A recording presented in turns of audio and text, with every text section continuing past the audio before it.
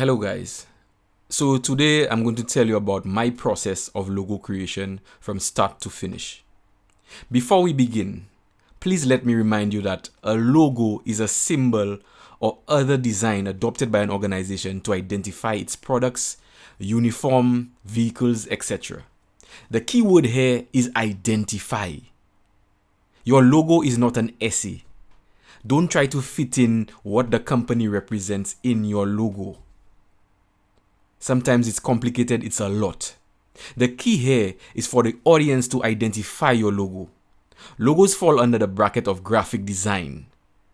So this means that your logo should be simple. Simplicity.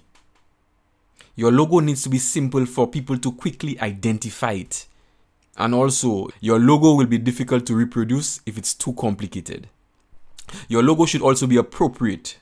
It needs to identify or reflect what it represents. For example, you will not use a silhouette of a man for a logo for a store which only sells women's clothes.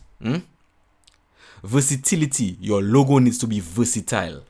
It should be used on various mediums such as t-shirts, mugs, letterheads, etc. It should also be easily scalable to different sizes. It should be effective on any medium it's placed on. Your logo should also stand out. It should be unique and not similar to other logos out there. I know this can be very challenging, but creativity is key. It's not easy to produce something different, so you need to take on that challenge head on. Your logo needs to be impressionable or memorable. For your audience to identify the logo, they need to remember that logo. That means your logo needs to make a lasting impression on the minds of the intended audience.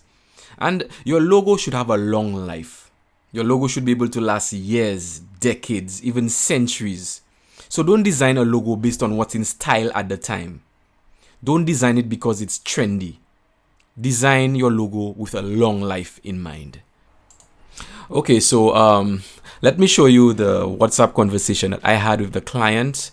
All right, that's the initial contact. The client contacted me through WhatsApp. Okay, if you look at it here. Hey Ted, I got your contact from, I can see some names here, okay. I have seen your work and I'm really impressed. Is it possible to produce a logo for my new venture, I am undertaking? Okay. My response, hello, sure. Can you give me the details of your business? Okay. We are opening a preschool called Tiny Risers and we want a fun, youthful logo for that.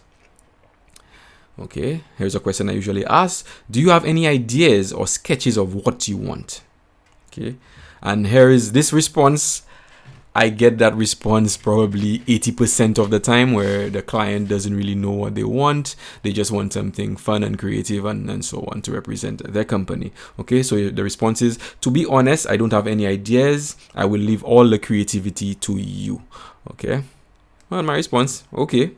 Now, here's the big question. So what's the damage? How much will that cost? Okay, now, well, before I give you a cost, would you like a logo with just text? I think I have a little typo there. Or you want a character in there as well. Okay, so I'm asking if they just want the logo with the text or the character in there as well, because usually the character itself is a mascot and you don't want your text and so on. So there's a little more work to put into it, so that will be an extra cost on my part.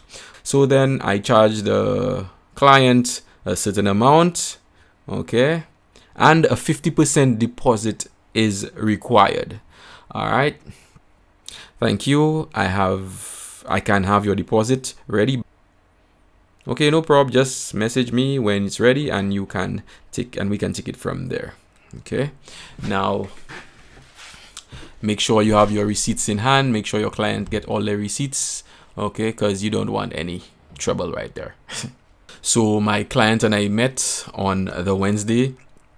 He got his deposit and I gave him his receipt and so on, and works got started. So my first step here is to conceptualize exactly what our client wants. Now, I didn't go right down into the nitty-gritty, sitting down and to design just one logo.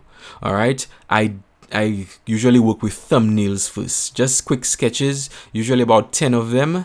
when you're sitting down to do that logo, you have several ideas in your head. Sometimes it's good to just jot these logos, these logo concepts down. Yeah, so thumbnails don't need to be any kind of complicated work. It just basically a design, a concept of a design you have in your head. You could just take a pencil and just jot it down on a piece of paper. It can be on a notepad. It can be, well, I use my iPad. My iPad is always with me, so I could just sketch things out. All right, so okay, so these are my 6 examples here. Okay, so I am going to just polish this up, and I'm going to head down to my client afterwards so that he can actually just look at the the different ideas that I have for the logo.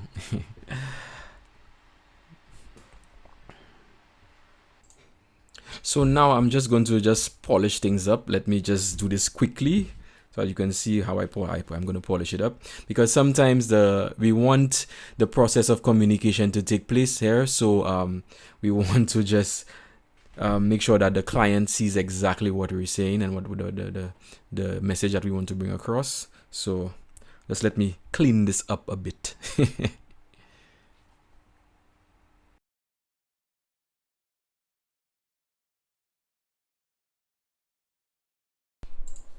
Okay, so I'm done with the cleanups and so on. So if you notice, on the fourth one, I added a little sun in the background of the silhouettes and so on to show that the sun rises also, so the students are rising with the sun. Okay, tiny rises. Okay, the fifth one, sorry, I have a student. I added the student pointing, all right, to the top of the steps here, just to add that this added element to it and to give it more meaning. Okay, and then the last one, I added a girl here because the preschool has both girls and boys, so we don't want the girls to be left out and so on by just having a boy on the logo. So we need to have both sexes on there, and I explained that to the client and he agrees. So there's not only one character now, but he wants 2 characters, which kind of upped the price because we have 2 characters in this here. So let me go and show the client what I had in mind, and from that he will choose. All right, be back. Okay guys, so I am back, and the client made his decision. He had a tough time choosing exactly what logo he wanted, which idea he wanted to go with. So he said that on the first logo, he like I said before, the arrow looks like a little house. It looks like a house too much, so that's out of the picture. And with this one, well, I just threw that in there because I always throw in the initials of the company, the business, and so on. So that was out of it. He passed his hand over this. He really liked this one, the one with the boy and the girl, tiny rises and so on, because it says a lot. It's simple, but it says a lot. But this was not in there. All right, and it was between, I'll just remove the last one there. Okay, so it was between the tiny risers here, that's in the 4th one, and the 5th one. Okay, he had a tough decision and so on, but he opted to go with the 4th one.